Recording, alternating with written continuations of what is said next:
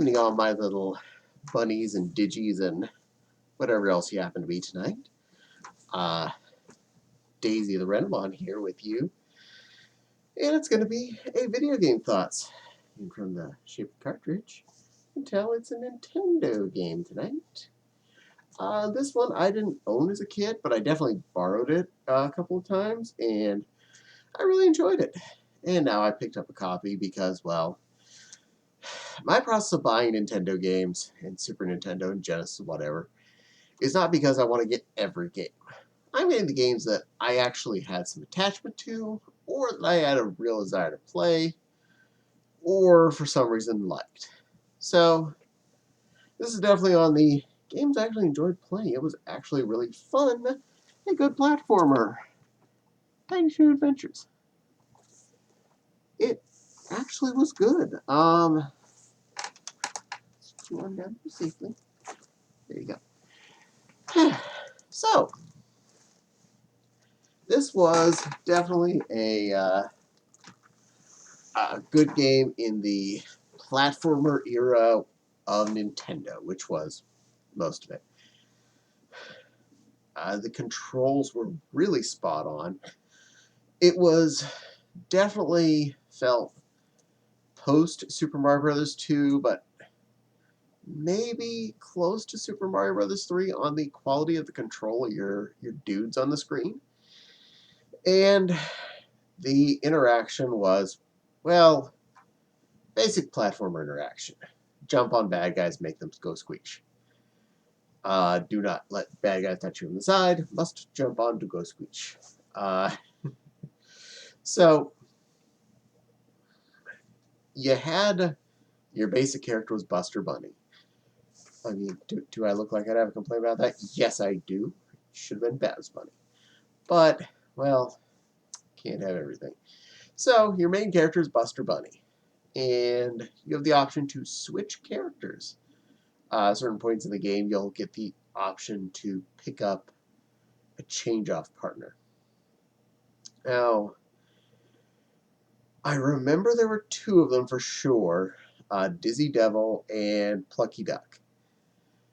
I think there was a third one, but I can't remember it. It's been a while. But in different instances, you may have a good reason to play with one of the other critters. They all controlled a little differently as far as their skills, as it were. But the other guys did have some special fun to them. Plucky had a limited flying option, so you could go across some places that and skip over some bigger holes or sections that were harder to deal with. And Dizzy could do the Tasmanian Devil Tornado of Doom and whomp a bunch of bad guys off the screen. These are good options. I believe Buster controlled a little easier. He jumped a little better and stuff.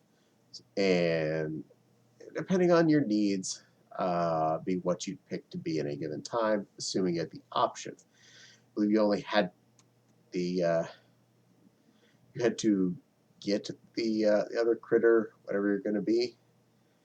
I don't remember how you accessed them. I know you had to change into them at some point in the game to become the other critter. But it was a pretty good platformer as far as platformers go. I was really happy with the controls, the difficulty level, like how much of it's holes, how much you're running along ground. It didn't feel like just a, Mega Man 2 with the disappearing blocks the entire time. And it didn't necessarily feel like just an endless array of boring vanilla. So, somewhere in the normal in-between.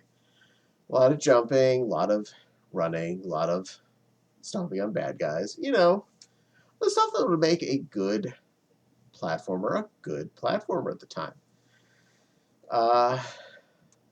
And with sometimes it being a long stretch between, say, a Mario 2 and a Mario 3, it's good to have something like this to pop up in the middle if your favorite thing is a platformer type game.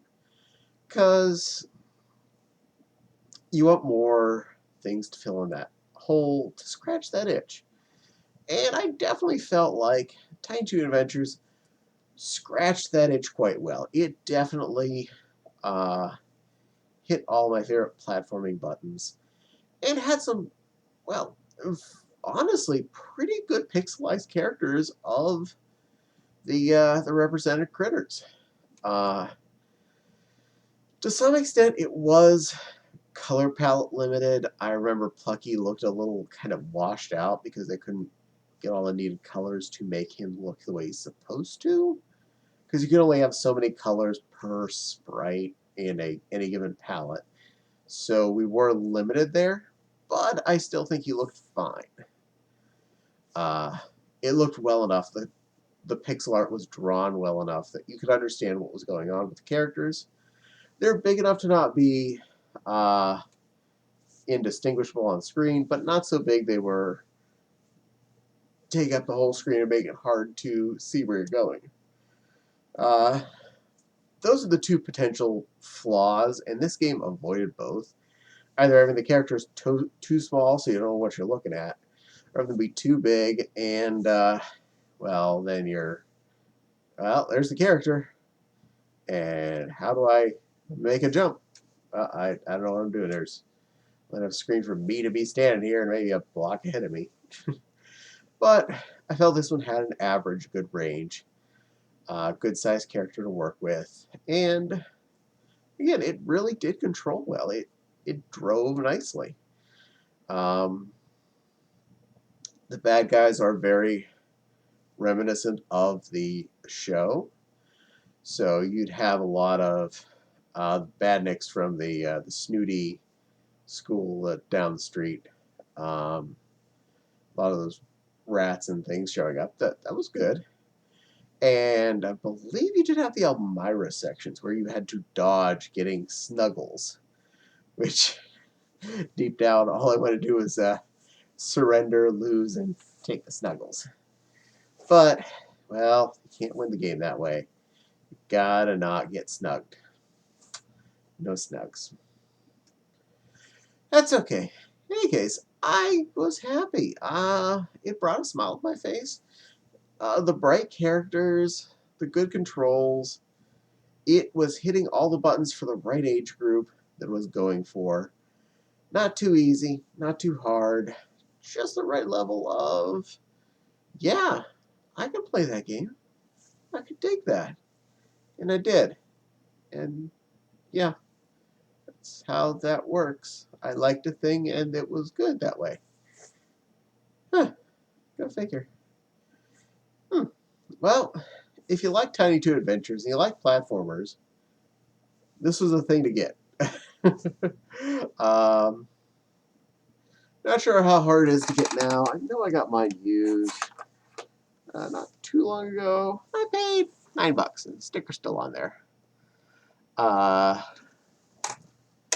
So, didn't cost all the money in the world.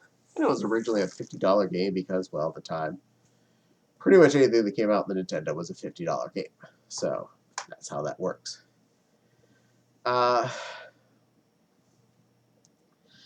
if you like platformers, you like Tiny Toon Adventures, it's definitely a thing you'd want to have.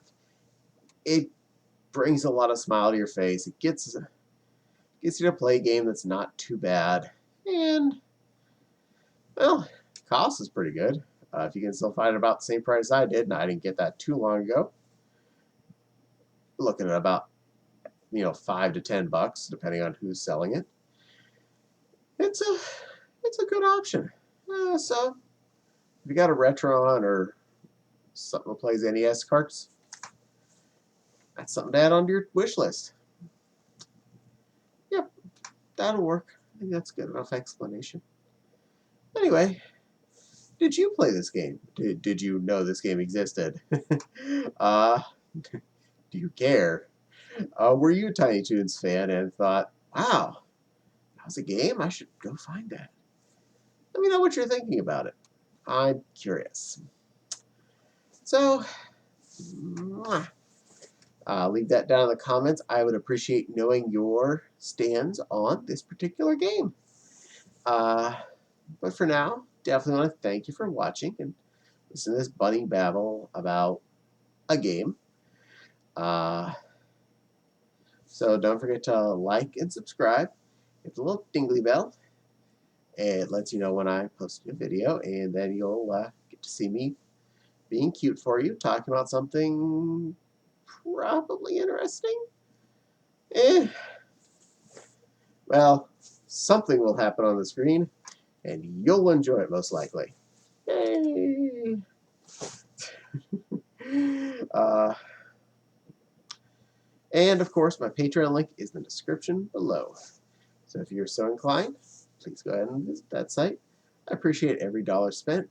I do my best to use every bit to help make the channel a better place. I've already bought more things than I probably will make in the next few years using it. So, yeah, I'm just going to go be paying back for all that stuff I spent money on. Woo! Anyway, thank you all my fluff buffs. Daisy does love all of you. Mwah! And I will see you on the next video. Bye-bye, puffs. Be good.